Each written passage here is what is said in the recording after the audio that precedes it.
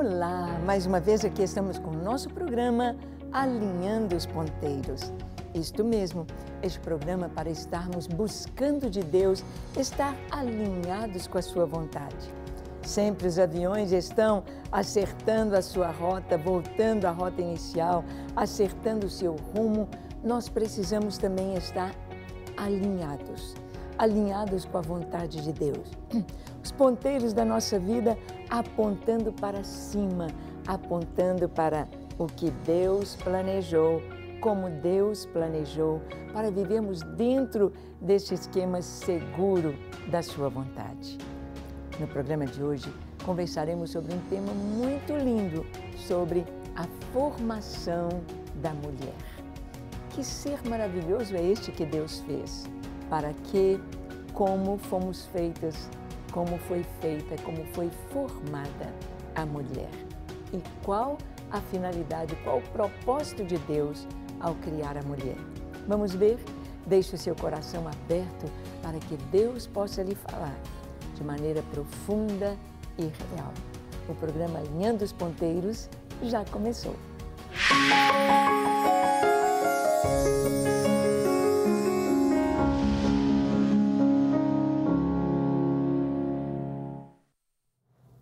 Muito bem, nós estamos vendo aqui a origem de todas as coisas, como tudo começou. E nós temos a Palavra de Deus, que é o único livro sobre a face da terra, inquestionável, este livro que está sempre caminhando junto com a boa ciência, este livro que tem a história do começo da humanidade, como tudo começou, a origem de tudo. Este livro que nos traz um cenário do mundo hoje. Você quer descrever o homem atual? Você quer descrever a crise, o que está acontecendo no mundo hoje? Está na Escritura, está na Bíblia Sagrada. E você quer saber o futuro da humanidade? Está na Bíblia. O único livro que nos traz a nossa história. Quem somos? Para que existimos? E o que vai acontecer conosco, qual o propósito de Deus para a nossa vida, é a Bíblia, este livro tremendamente maravilhoso, que anda lado a lado com a boa ciência. Por que a boa ciência? A ciência é aquela que vai investigar, vai em busca da verdade, vai questionar as coisas, os conceitos, para buscar bater o martelo em cima da verdade e descobrir as leis da natureza. Então, a boa ciência caminha lado a lado com a palavra de Deus. E vamos ver então sobre a formação da mulher, como que a Bíblia diz que a mulher foi formada. Abra sua Bíblia em Gênesis capítulo 2 e vamos ler do verso 18 ao 20. Diz assim: Disse mais o Senhor Deus: Não é bom que o homem esteja só. Far-lhe-ei uma auxiliadora que lhe seja idônea. Havendo, pois, o Senhor Deus formado da terra todos os animais do campo e todas as aves dos céus, trouxe-os ao homem, para ver como este lhes chamaria. E o nome que o homem desse a todos os seres viventes, esse seria o nome deles. Deu nome o homem a todos os animais domésticos, às aves dos céus e a todos os animais selváticos. Para o homem, todavia, não se achava uma auxiliadora que lhe fosse idônea. Muito bem. Aqui a palavra de Deus está nos dizendo que, quando Deus fez o homem, Deus olhou para ele e disse: não é bom. Não é bom que o homem esteja só. Não foi o homem que descobriu a sua necessidade. Não foi o homem que percebeu que ele estava só. Foi Deus. Porque Deus já fez o homem para o lar. Deus já fez o homem para ser completo e para multiplicar a espécie junto com a sua esposa, junto com a mulher. Só de vermos a constituição masculina, nós sabemos que havia um propósito no homem do modo como Deus o fez. Então Deus disse, não é bom que o homem esteja só. Tudo que Deus fez, Ele diz, é bom, é bom, é bom, é muito bom. Mas ele disse, não é bom que o homem esteja só. Vou fazer, isso daqui está no futuro, vou fazer uma companheira. Mas antes disso, Deus deu uma tarefa para o homem, para que ele pudesse descobrir por ele mesmo, para que ele pudesse raciocinar que ele precisava de alguém ao seu lado. Então Deus deu ao homem a tarefa de dar nome aos animais. Deus trouxe todas as aves, Deus trouxe todos os animais selváticos, animais domésticos, todas as espécies Deus trouxe para o homem e ele deu nome aos animais. Isso na ciência chama-se taxonomia, dar nome às espécies. E nós temos os nomes científicos de cada espécie, dos animais, das plantas, né, dos seres vivos. O homem deu nome a todos os animais. Mas está escrito no final que, todavia, entre todos os animais, entre tudo que ele viu, não se achava uma companheira, uma auxiliadora que lhe fosse idônea. Por quê? O gatinho é maravilhoso, o cachorrinho, o cavalo, são maravilhosos, animais assim, de estimação, animais domésticos que têm esse relacionamento tão gostoso com o ser humano, mas cada um tinha um macho e fêmea.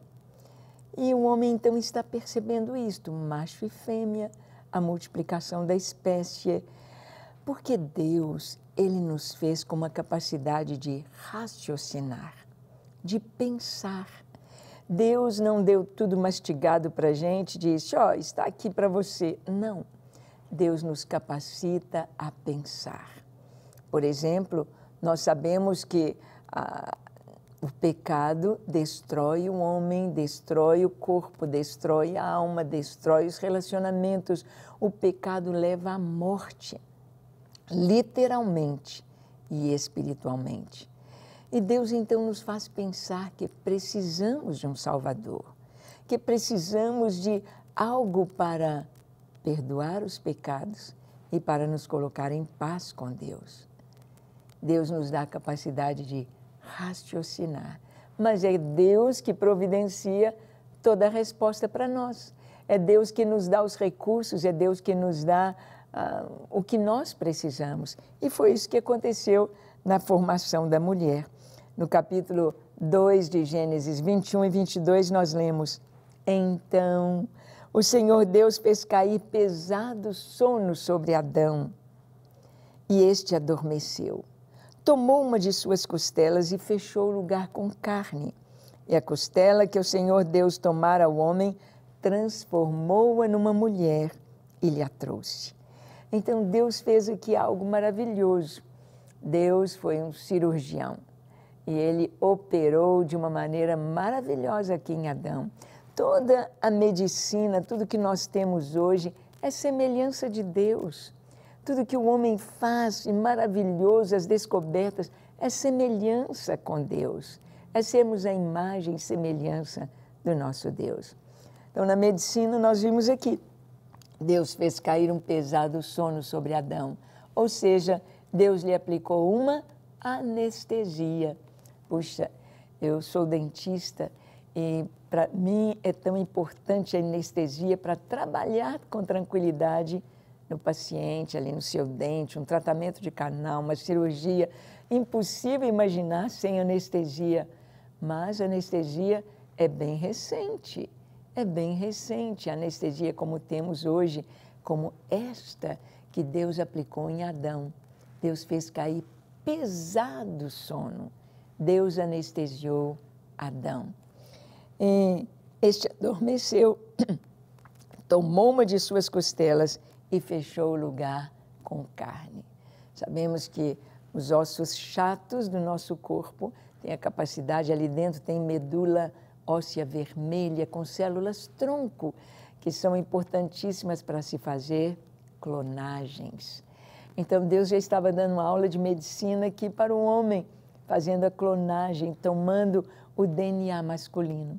E é tão importante percebermos que não daria para o homem ser tirado da mulher, mas a mulher poderia ser tirada do homem, porque o homem, seus cromossomos são XY e a mulher XX. Então, nós podemos perceber algo muito importante aqui. Nós podemos ver que, logo no início, Deus está nos mostrando na história de Adão e Eva, nos mostrando no que está acontecendo aqui, Deus operando cientificamente, como um cirurgião, um anestesista, um cirurgião plástico e um geneticista fazendo clonagem. Sim, aqui a palavra nos mostra que Adão adormeceu, um sono pesado que Deus deu a Adão. Deus o fez adormecer. Abriu o lugar, tirou a costela. Por que a costela? Exatamente para que ele pudesse ter ali célula-tronco, para que o Senhor estava dando ali uma aula de medicina para o futuro, que nós já estamos vivendo este futuro, vivendo isto que aconteceu no Éden há tantos anos atrás, cerca de 6.500, quase 7.000 anos atrás. Deus transformou a costela na mulher e trouxe clonagem. E depois fechou o lugar com carne, cirurgia plástica. Então, nós vemos aqui que a palavra de Deus, ela não foi escrita com um propósito científico, mas ela está absolutamente correta dentro da ciência como conhecemos hoje. Então, nós vamos ver que a mulher, ela tem a mesma essência do homem. Gênesis 2:3, nós lemos: "E disse o homem: esta é afinal osso dos meus ossos e carne da minha carne, chamar-se-á varoa, porquanto do varão foi tomada." Possivelmente, Deus deu uma aula para Adão, Deus lhe contou como ele fez para trazer-lhe a mulher. A mulher XX, o homem XY. A mulher foi tirada do homem, mas o homem não poderia ser tirado da mulher, não teria jeito de uma clonagem da mulher Deus fazer o homem. Então nós vemos que a Bíblia é totalmente científica dentro da boa ciência. Hoje muitos jovens nossos vão para a faculdade, seja de medicina, seja psicologia, seja qualquer curso que vá fazer, e muitas vezes professores que têm pouco conhecimento da palavra de Deus, vão ridicularizar a Bíblia. E dizem, não, a Bíblia é livro de carochinha, a Bíblia é livro de lenda, Adão e Eva. É ciência, é ciência, e é necessário que a verdadeira ciência entenda isso. Vamos ver aqui, por exemplo, a questão da Eva mitocondrial. Você talvez já tenha ouvido falar, a doutora Rebecca Kahn e sua equipe fazem uma pesquisa em 1987 na Universidade de Califórnia.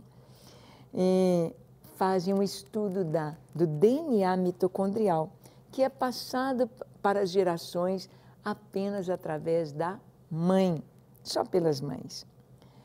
Nessa pesquisa se faz um estudo de 147 pessoas de diferentes etnias, mostrando um resultado em que todas vieram de um mesmo ancestral feminino. Então, nós temos aqui tantas etnias. Foram tomadas 147 etnias, diferentes, 147 etnias. Pessoas, foi feito então, isto em 1987, com a doutora Rebecca Kahn, e chegaram a essa conclusão, que todos os seres humanos vieram de uma mulher. E deram esse nome, a ciência. A ciência, a genética hoje, trouxe esse nome, Eva mitocondrial. Sabe, Deus tem muito humor, e mesmo aquelas pessoas que querem duvidar de Deus, mesmo as pessoas que querem ridicularizar a palavra de Deus, têm de se dobrar à sabedoria de Deus e à verdade da sua palavra. E também dentro de pesquisas feitas sobre a Eva mitocondrial, foram pesquisar sobre quando, o tempo em que teria vivido esta Eva mitocondrial. A pesquisa foi liderada por Ann Gibbons, Lawrence Lowell e Siegfried Scherer.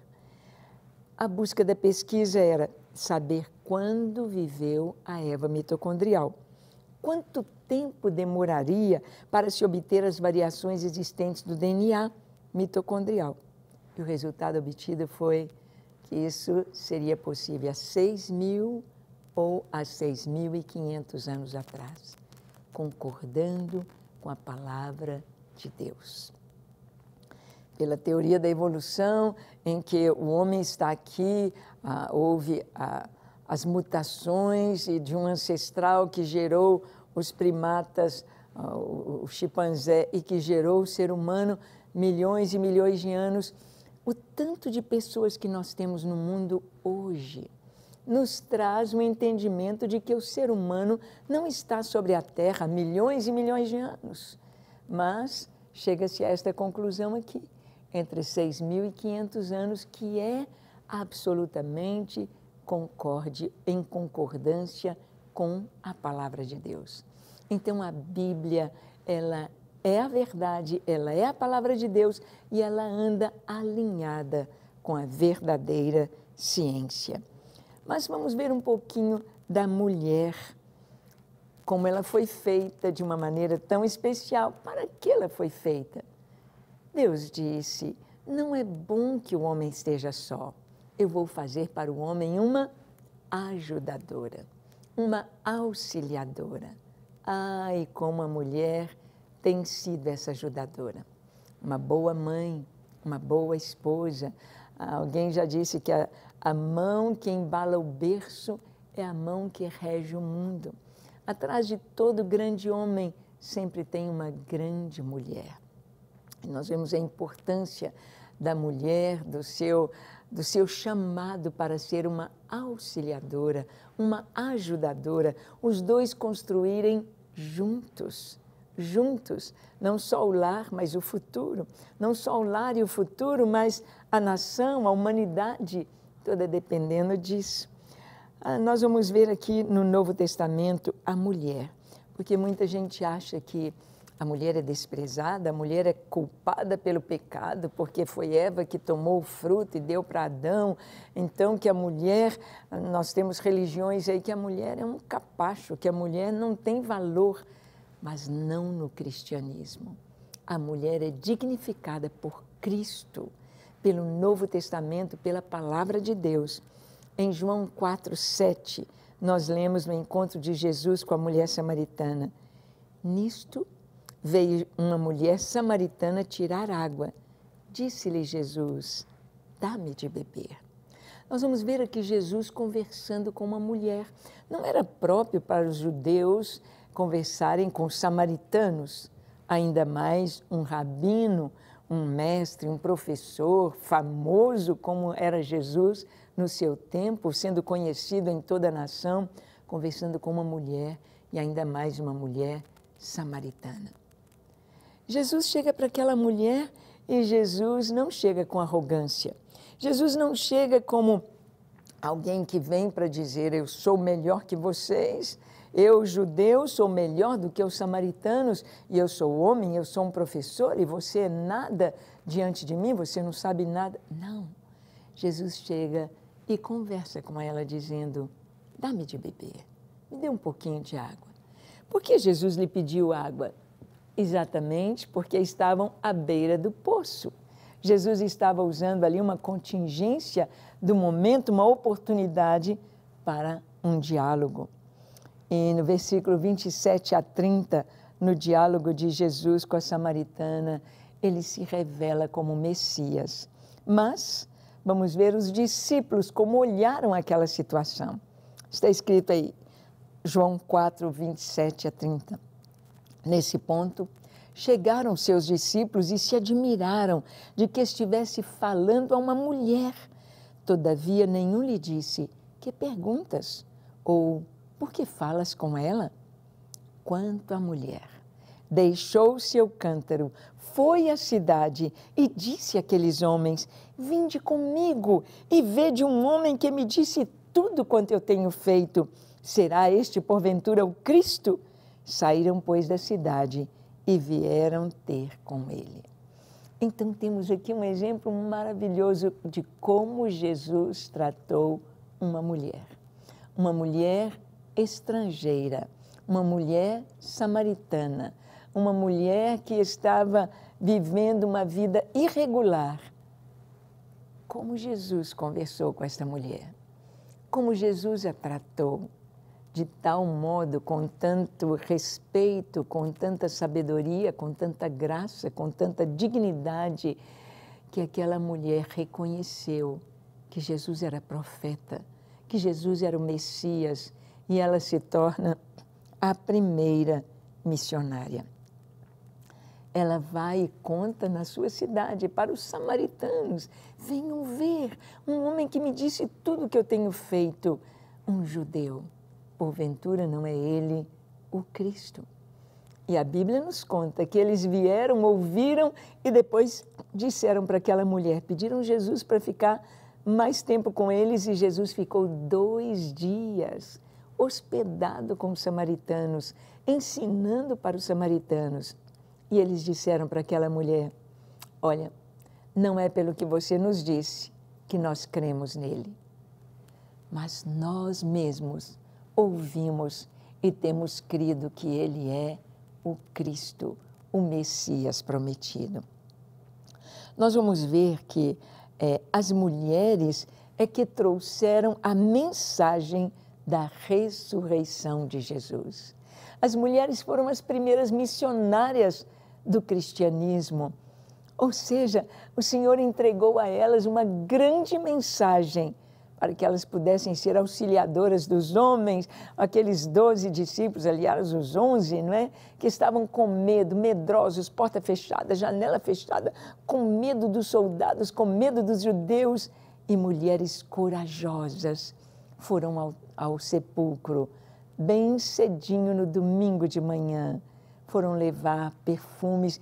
Quem vai rolar a pedra? Não tinha um homem com elas, eram frágeis. Como elas iriam rolar aquela pedra tão pesada? Ademais, aquela pedra estava selada com o selo de Roma. Como vamos entrar no túmulo? Elas não se preocuparam com tantos detalhes, elas foram, e vamos ver como vai ser lá.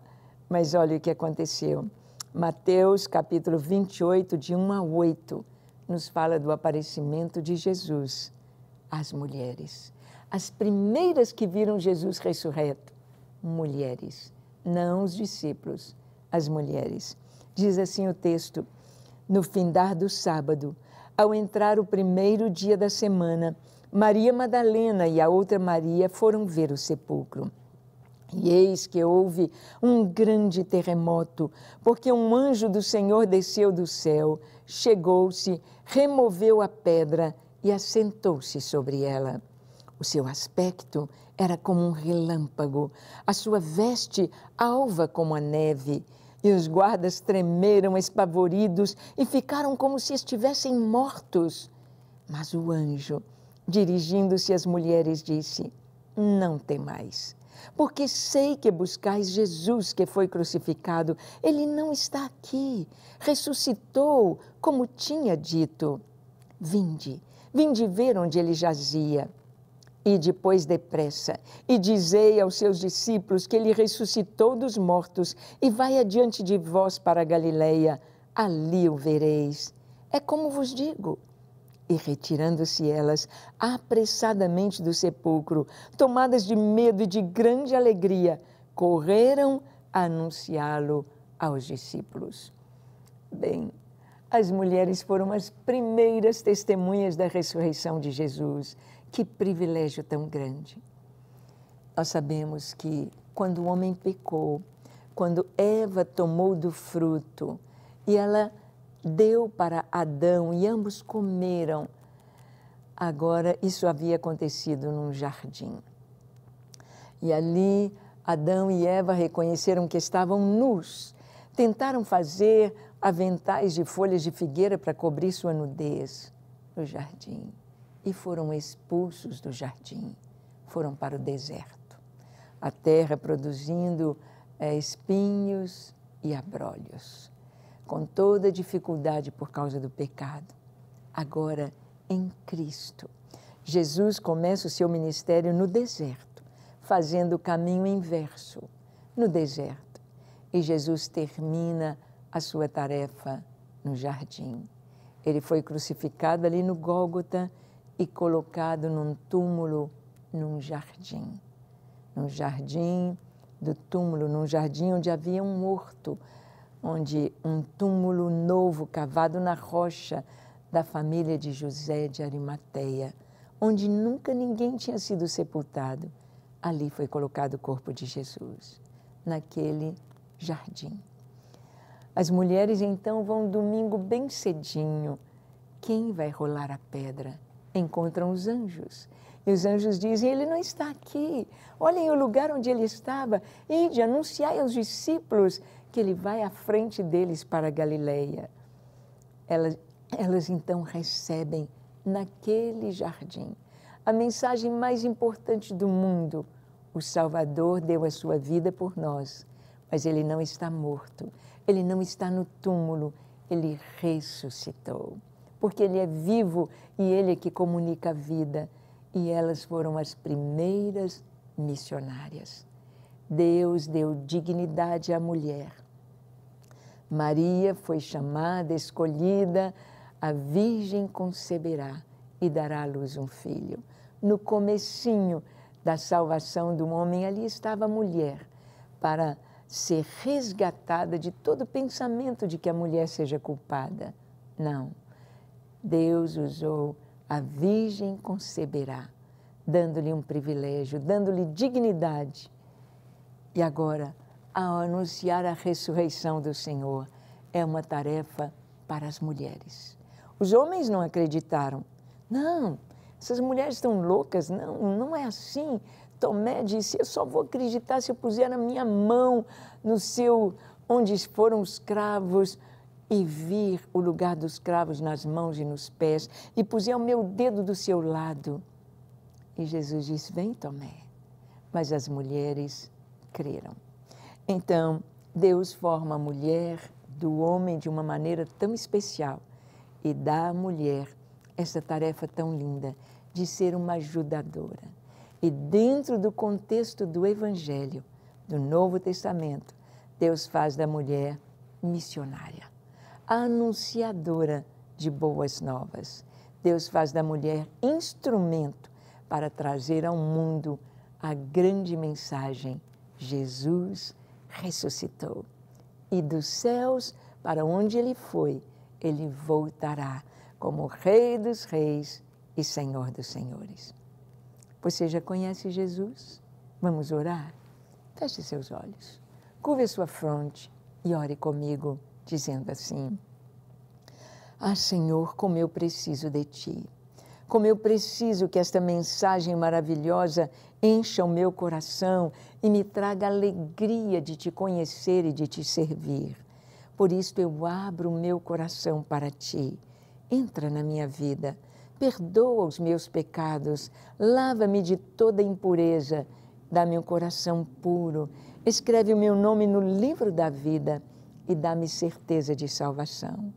Eu me entrego a Ti para ser totalmente Teu, hoje e para sempre. Amém, amém e amém. É isto.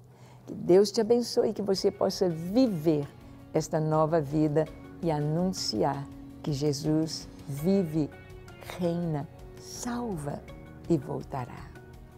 Que Deus te abençoe ricamente. Até o nosso próximo encontro, no próximo programa, quando aqui estaremos alinhando os ponteiros da nossa vida com a Palavra de Deus, alinhando os ponteiros com as Escrituras. Deus te abençoe e até lá.